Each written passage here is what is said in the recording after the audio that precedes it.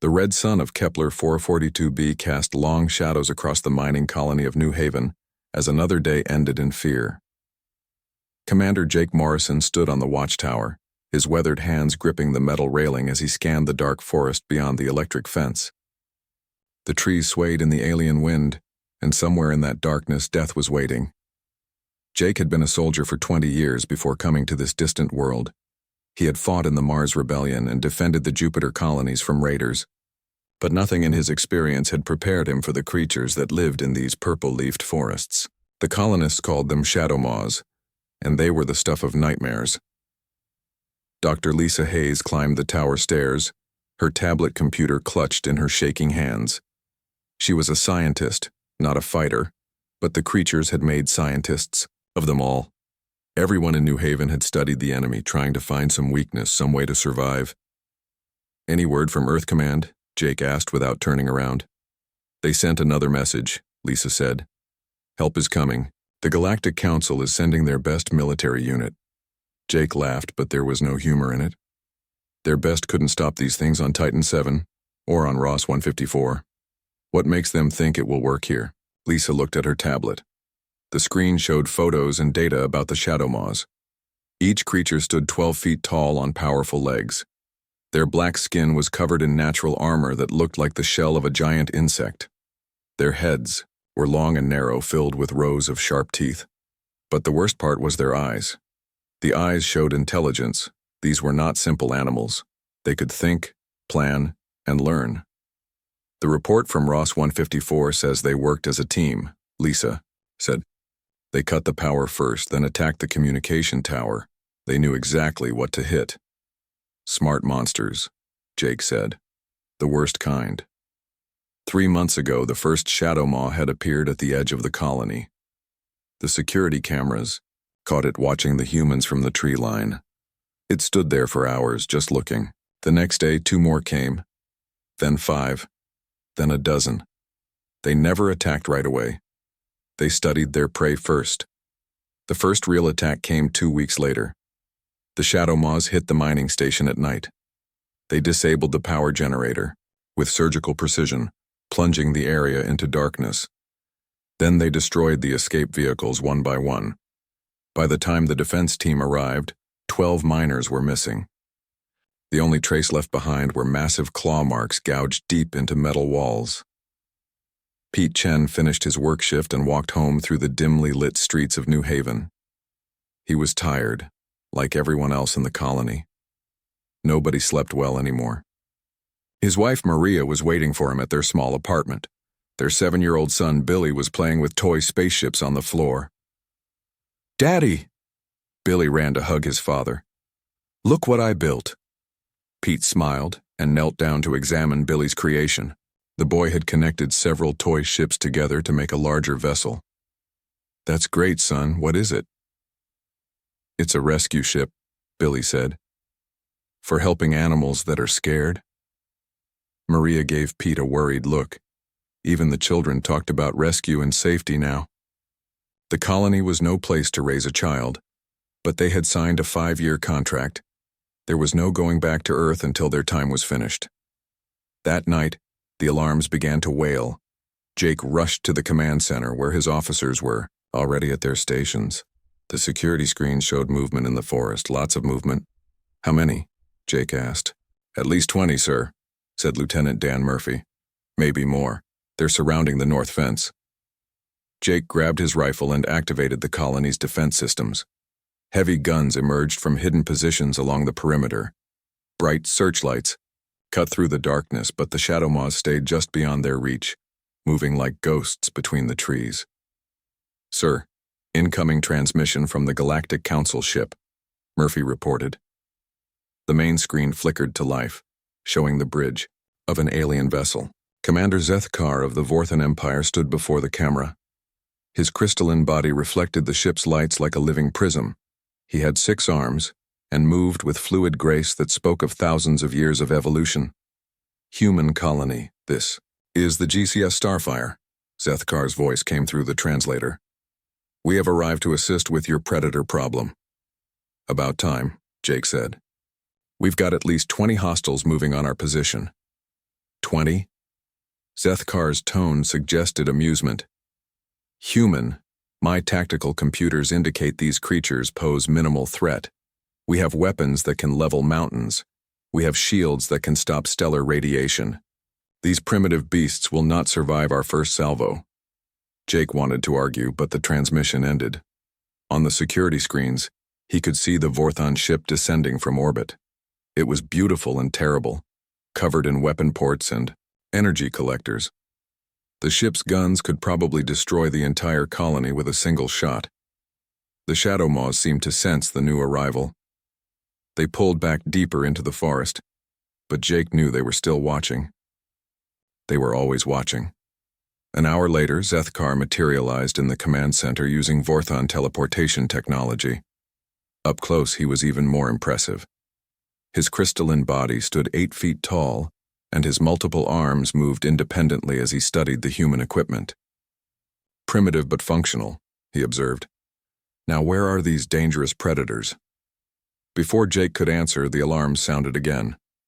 This time, the security cameras showed something that made even the experienced commander's blood run cold. A massive shape emerged from the forest, twice the size of the other Shadow Maws. Its armor was thicker, its claws longer, its eyes burning with fierce intelligence. "That's the Alpha," Lisa whispered. "We've never seen it this close before." The creature let out a roar that shook the entire colony. Windows cracked, and the metal walls vibrated like drums. In the distance, smaller Shadow Maws answered the call, their voices joining in a chorus of primal fury. Zethkar's confidence wavered for the first time. His sensors were giving him readings that didn't make sense. The creature's bioelectric field was stronger than anything in the galactic database. Its intelligence measurements were off the charts. "Interesting," the alien commander said, but his voice had lost its casual tone. "Perhaps these beings require more careful study." The Alpha Shadow Maw took a step toward the colony fence, and the ground shook under its massive weight. Behind it, dozens of smaller creatures emerged from the darkness, their eyes glowing like stars in the night. The real battle was about to begin. The battle began at dawn. Commander Zethkar's ship fired its most powerful weapons at the Shadow Maws in the forest. Beams of pure energy cut through the trees, turning ancient wood into ash and vapor. The ground shook with each blast, and the air filled with smoke and the smell of burning. But when the smoke cleared, the creatures were still there. They had scattered and regrouped, moving too fast for the ship's targeting systems to track. The Alpha Shadow Maw stood in a clearing, completely unharmed. Its armor had absorbed the energy blasts like they were nothing more than sunlight. "Impossible," Zethkar said from his command chair. "Our weapons can destroy battleships. How are these beasts still alive?" Jake Morrison watched from the colony's command center as the alien ship fired again and again. Each shot missed or failed to cause real damage. The Shadow Maws were learning, adapting to each attack pattern within minutes. "They're too smart," Jake said. "They study everything we do." Dr. Lisa Hayes was running scans on the creatures through the colony's sensors. The readings made no sense. "Their nervous systems are more complex than we thought. They're not just animals. They're processing information faster than our computers." The Alpha Shadow Maw let out another roar, and the pack began to move. They spread out around the colony like water flowing around a stone. Some went left, some went right, but they all had the same goal. They were going to surround New Haven completely. "All civilians to the emergency shelters," Jake ordered over the communication system.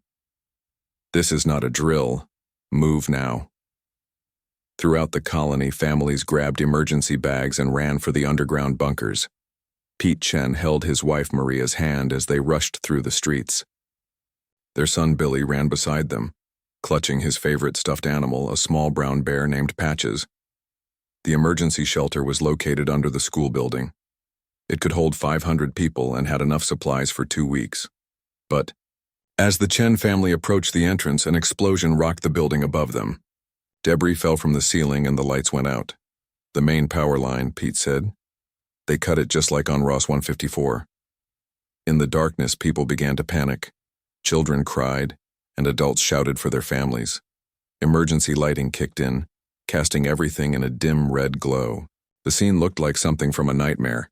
"Everyone stay calm," Maria said in her teacher's voice. She had spent years managing classrooms full of children, and her training took over.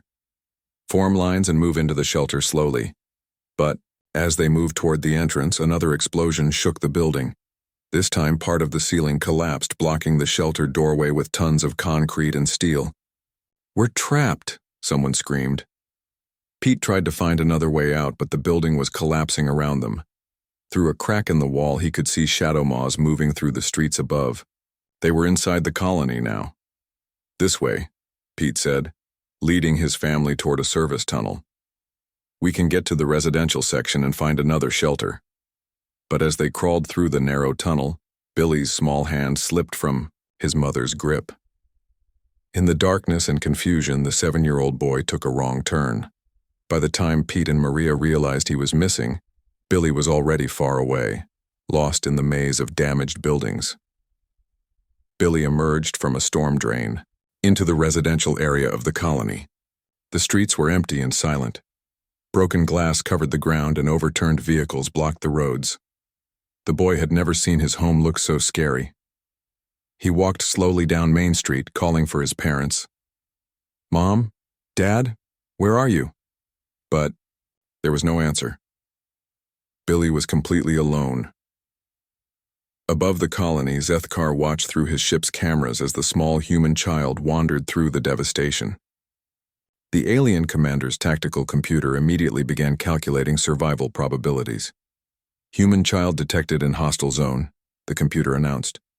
"Probability of survival, 0%. Zethkar had seen many battles across the galaxy. He had watched entire civilizations fall to superior forces, but something about seeing a small child in danger made even his crystalline heart feel heavy. "Can we beam the child to safety?" he asked his crew. "Negative, Commander. Shadow Maw bioelectric interference is blocking our transporters." On the security screens, they could see the massive Alpha Shadow Maw moving through the colony. It was hunting, following some scent or signal that led it directly toward the residential area, directly toward Billy. The creature moved with surprising grace for something so large. Its claws made no sound on the pavement. Its breathing was silent. It was the perfect predator, evolved over millions of years to kill without warning. Billy turned a corner and stopped. There, standing in the middle of the street 50 feet away, was the largest, most terrifying creature he had ever seen. The Alpha Shadow Maw was even bigger up close, its head nearly touching the power lines overhead. Its armor gleamed like black metal and its eyes burned with intelligence and hunger. For a moment neither moved. The child and the monster stared at each other across the empty street. In the ship above, Zethkar held his breath. His crew watched in silence, knowing they were about to witness a tragedy. The Shadow Maw took one step forward, then another. Its massive jaws opened slightly, revealing rows of teeth like daggers. Saliva dripped from its mouth, hitting the pavement with small hissing sounds. Billy should have run. Any adult would have run. Any sane creature in the galaxy would have fled in terror from the apex predator bearing down on them. But Billy was 7 years old, and 7-year-olds don't always think like adults. Instead of running, Billy looked up at the enormous creature approaching him. He tilted his small head to one side, studying the Shadow Maw with the same curiosity he showed when meeting new animals back on Earth. The creature stopped just 10 feet away. It lowered its massive head, bringing its burning eyes level with the child. This close, Billy could feel the heat from its breath and smell the wild animal scent of its fur. Zethkar's tactical computer was going crazy. The readings made no sense. The creature's aggression levels were dropping. Its hunting posture was changing. Instead of preparing to attack, it seemed to be waiting. Billy took a small step forward, then another. The Shadow Maw remained perfectly still, watching the tiny human approach without fear. When Billy was close enough to touch the creature's snout, he looked directly into its glowing eyes and spoke in a clear, calm voice. "Sit." The word echoed through the empty street. In the ship above, Zethkar's crew stared at their instruments in disbelief. The massive predator, the creature that had defied their most powerful weapons, was lowering its hindquarters to the ground. The alpha shadow maw sat. Billy smiled and reached out to pat the creature's armored nose. "Good boy," he said, just like he used to say to the neighbor's dog back on Earth, and incredibly, impossibly, the 12-foot killing machine's tail began to wag. The news of what Billy had done spread through the galaxy faster than light itself. Commander Zethkar sent urgent reports to the Galactic Council, but even he struggled to believe what his own sensors had recorded. A human child had tamed the most dangerous predator in 3-star systems with a single word. Dr. Lisa Hayes rushed to the residential area with her research team as soon as the streets were safe. She found Billy sitting cross-legged next to the massive alpha shadow maw, both of them enjoying the morning sunshine. The creature's head rested on the ground near the boy, and Billy was gently scratching behind what looked like ears. "Hello, Dr. Hayes," Billy said with a big smile. "This is Rex. He's my friend now." Lisa stared at the scene, her scientific mind trying to process the impossible. The creature that had terrorized multiple worlds was lying peacefully next to a 7-year-old boy like a giant pet dog. "Billy," she said carefully, "how did you know to tell him to sit?" Billy shrugged. He looked sad and scared. Animals do that when they don't know what people want from them. So I told him what to do, and he felt better. Pete and Maria Chen arrived, running, having searched the entire colony for their missing son. When they saw Billy sitting next to the enormous predator, Maria screamed, and Pete reached for his emergency weapon. "It's okay, Mom and Dad," Billy said. "Rex won't hurt anybody. He was just confused before." Commander Zethkar materialized nearby using his ship's transporter, his crystalline body shimmering with nervous energy. He had commanded fleets across the galaxy, but nothing had prepared him for this moment. "Child," he said in his translated voice, "that creature is classified as a Class Alpha threat. It has killed hundreds of beings across multiple worlds." Billy looked up at the tall alien commander. "Did anybody ever try talking to them nicely?" The question hung in the air like a challenge. Zethkar's advanced mind processed thousands of military reports, scientific studies, and tactical analyses. In every case, the response to shadow maws had been the same: superior firepower, defensive positions, and military force. "No," he admitted quietly. "No one ever tried that." Dr. Hayes began running scans on both Billy and Rex. Her instruments showed that the boy possessed no special abilities, no genetic modifications, no technological enhancements. He was completely normal by human standards. But the shadow maw's brain patterns had changed dramatically. The aggression centers were quiet, while areas associated with social bonding were highly active. "It doesn't make sense," Lisa said to Jake Morrison, who had joined the growing crowd of observers. "According to everything we know about predator behavior, this should be impossible." Jake watched Billy show Rex how to play fetch with a piece of debris. The massive creature would bound after the thrown object like a playful puppy, then bring it back and drop it at the boy's feet. Its tail wagged so hard it created small dust clouds. "Maybe we don't know as much as we thought," Jake said. Word of the incident reached Earth within hours. The human colonial authorities sent their best animal behavior specialists to study what they were calling the Kepler miracle. But the experts who arrived were just as puzzled as everyone else. Dr. Robert Kim, Earth's leading xenobiologist, spent 3 days observing Billy and Rex. He ran every test he could think of, but the results always came back the same. Billy was an ordinary human child who simply understood animals better than most adults. "On Earth, we've been living with domesticated animals for thousands of years," Dr. Kim explained to the assembled scientists and military officers. "We learned to read their body language, understand their social structures, and communicate with them on their own terms. But when we came to the stars, we forgot those lessons." Zethkar studied the human research data with growing fascination and alarm. His own species, the Vorthons, had conquered their world through superior technology and tactics. They had never needed to understand other creatures, because they could simply overcome them with force. "Your species is different," he observed to Dr. Hayes. "You see partners where we see obstacles. You see friends where we see enemies." More shadow maws began approaching the colony, drawn by some signal or scent from their alpha. But instead of Attacking, they sat down outside the fence and waited. Billy went out to meet them, always with Rex by his side, and slowly began building relationships with each new arrival. The process was remarkable to watch. Billy would approach a shadow maw, calmly, speaking in a soft voice and making no sudden movements. He would let the creature sniff his hand, then gradually work up to gentle touching. Within hours, each new shadow maw would be sitting, staying, and even playing simple games. "They're not monsters," Billy explained to the growing crowd of scientists and reporters. "They're just big animals who didn't know how to be friends with people."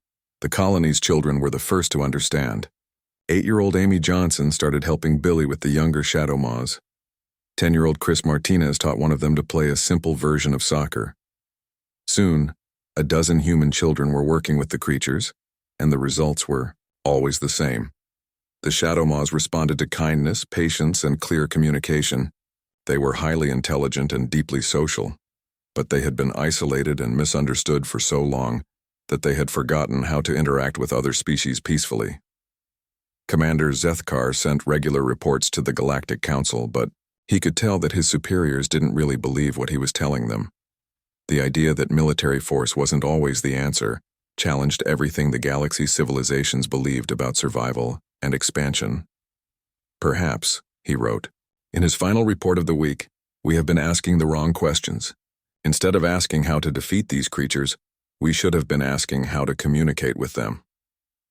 The transformation of New Haven was swift and dramatic. Within 2 weeks, the colony had gone from a terrified outpost under siege to a peaceful community where humans and shadow maws lived side by side. The creatures helped with heavy construction work, served as early warning systems for dangerous weather, and even played with the human children in the evenings. Billy became something of a celebrity, but he didn't seem to notice or care. He was too busy teaching Rex new tricks and helping other children make friends with their own shadow maw companions. "Why do you think it worked?" Dr. Hayes asked him one evening as they watched the sunset together.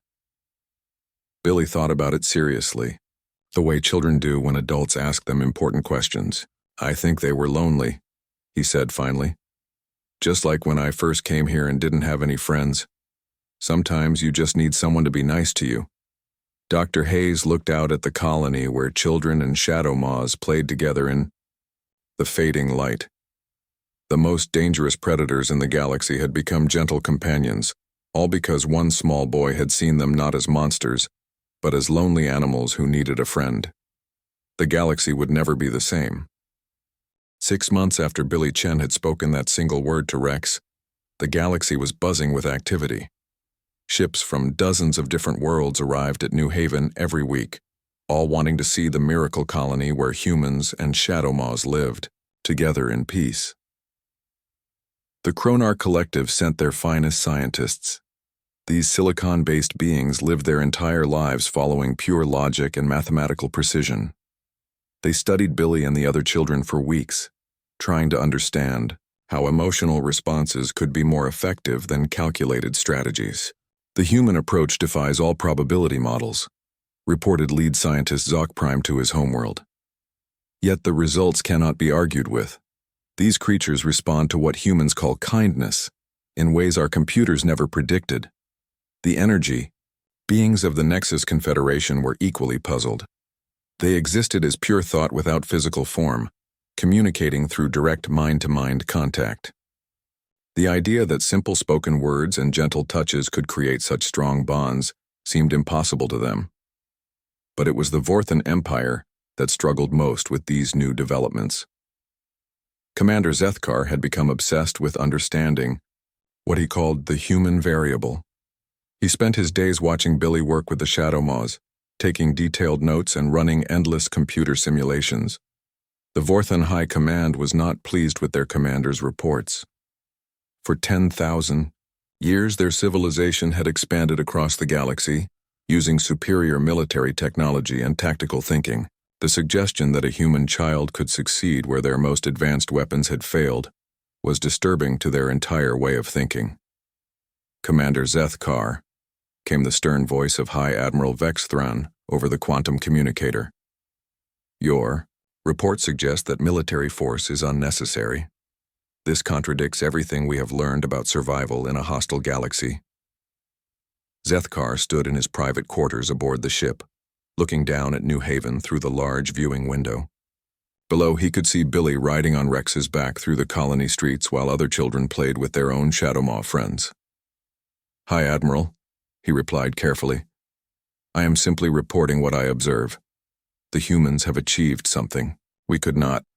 "The humans got lucky," Vexthrin said dismissively. "One isolated incident does not prove their methods are superior to ours." But Zethkar knew it wasn't luck. He had studied human history extensively over the past months.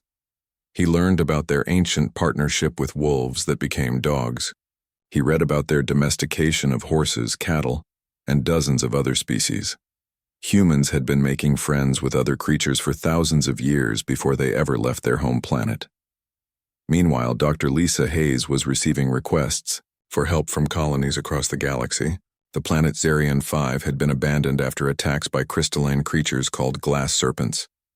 The mining world of Beta Rigel was losing workers to swarms of intelligent insects.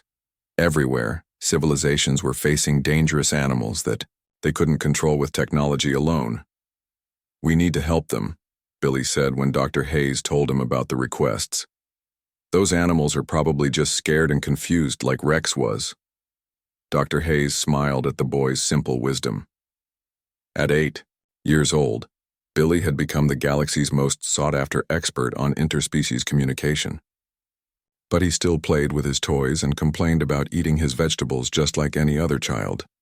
The first major test of human methods came on the water world of Aquatica 7. The dolphin-like cetacean colonists had been terrorized by massive sea creatures called depth stalkers. These intelligent predators attacked underwater cities and destroyed shipping routes. Billy couldn't go underwater himself, so he worked with marine biologist Dr. Kevin Lopez to develop new techniques.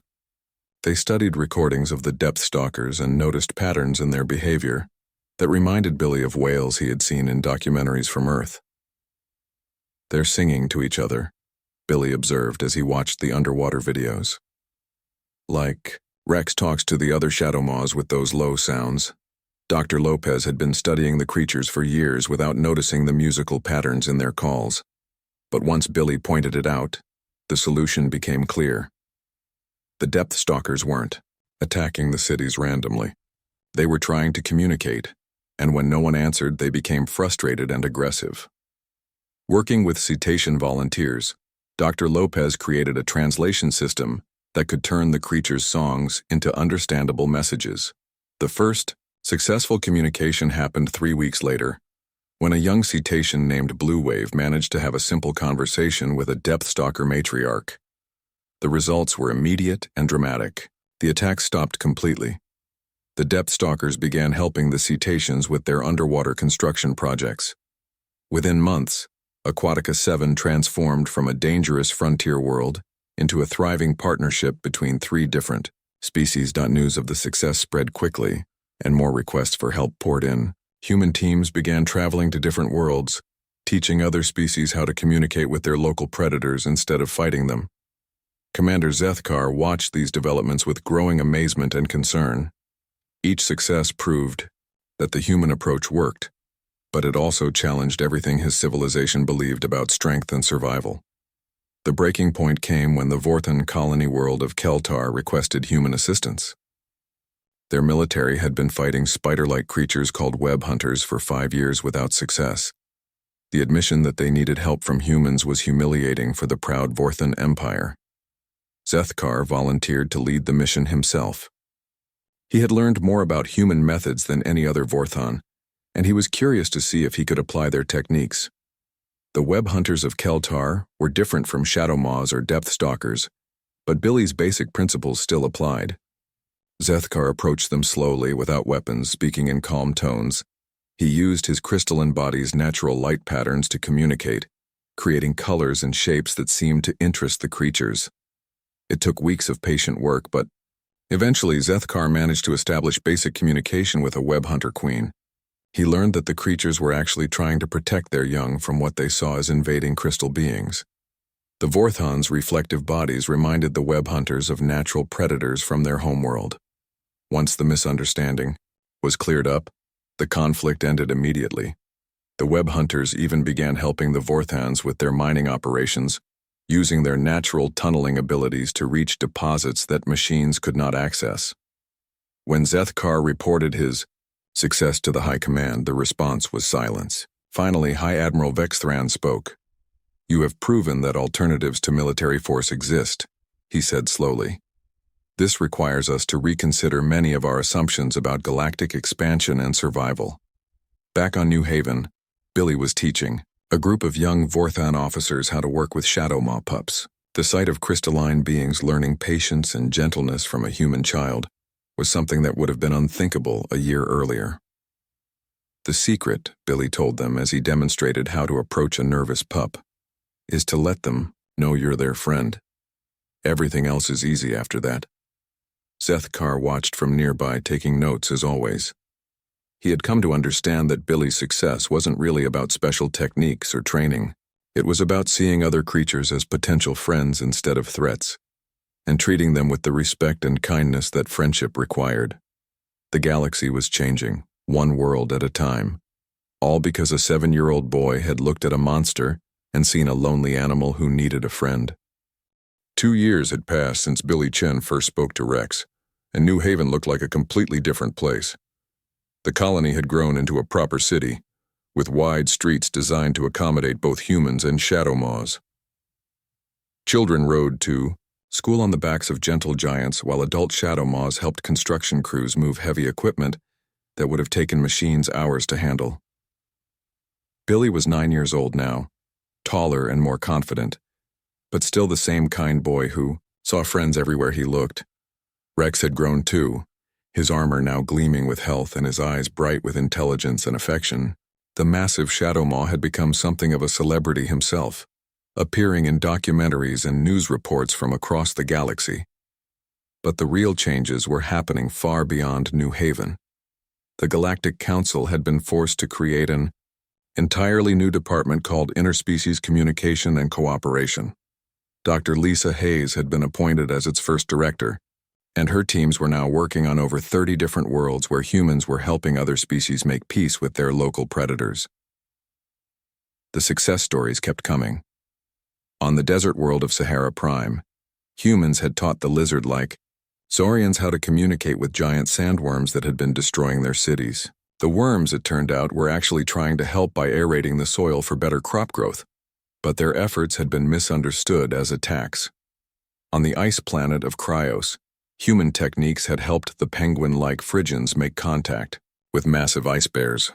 The bears had been stealing food supplies, but only because industrial pollution had killed their natural prey. Once the pollution was cleaned up and alternative food sources provided, the bears became protectors of the Phrygian colonies. Each success built on the lessons learned from Billy's first encounter with Rex.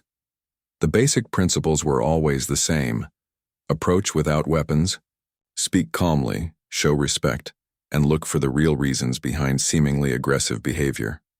Commander Zethkar had become the galaxy's most unlikely convert to human methods. The Vorthan officer who once believed only in military solutions now spent his days learning about animal psychology and emotional intelligence. His own people found his transformation difficult to accept. "You have changed, old friend," said Sub-Commander Kreshtal during one of Zethkar's rare visits to the Vorthan homeworld. "The Council barely recognizes you anymore." Zethkar stood in the crystal gardens of his childhood home, looking up at the 3 moons that hung in the purple sky. "I have learned that strength comes in many forms," he replied. "Sometimes the greatest victory is won not by defeating your enemy, but by discovering they were never your enemy at all." The High Council of the Voran Empire had called him to explain his recent reports. His superiors sat in their floating crystal chairs, their multiple arms gesturing in patterns of disapproval and confusion. "Commander," said High Admiral Vexthran, "your methods have been successful, but they require us to abandon 10,000 years of military tradition. How can we trust in techniques developed by a human child?" Zethkar had expected this question. He activated a holographic display showing footage from dozens of worlds where human-taught methods had succeeded where military force had failed. Because they work, he said simply. In every case, communication and understanding achieved what our weapons could not. Perhaps it is time to admit that our military traditions, while successful in some areas, are not the only path to survival and prosperity. The council chamber fell silent. Finally, the eldest member, ancient Commander Kelthera, spoke in a voice like wind through crystal caves. "Show us," she said. "Teach us these human methods. If they truly represent a better way, then we must learn." Back on New Haven, Billy was working with a special group of students. A dozen young Vorthon cadets had come to learn what their elders called the human approach to conflict resolution. It was the first time in galactic history that an alien military had officially requested training from humans. The young Vorthons were nervous at first.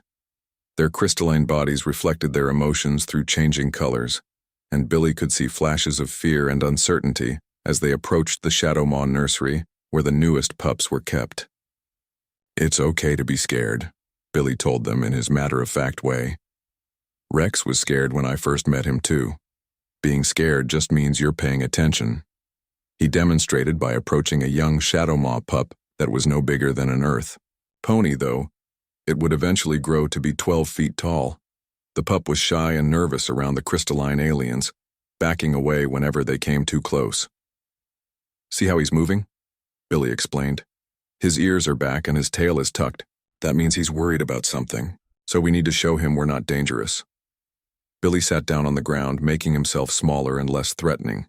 He spoke in a soft voice and held out his hand for the pup to sniff. Slowly, the young Shadowmaw approached, its curiosity overcoming its fear.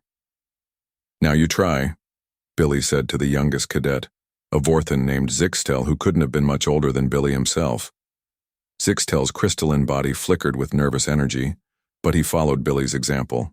He sat down, extended one of his 6 arms slowly, and spoke in the gentlest voice his translator could produce. "Hello, little one," he said. "I am Zixtel. I would like to be your friend."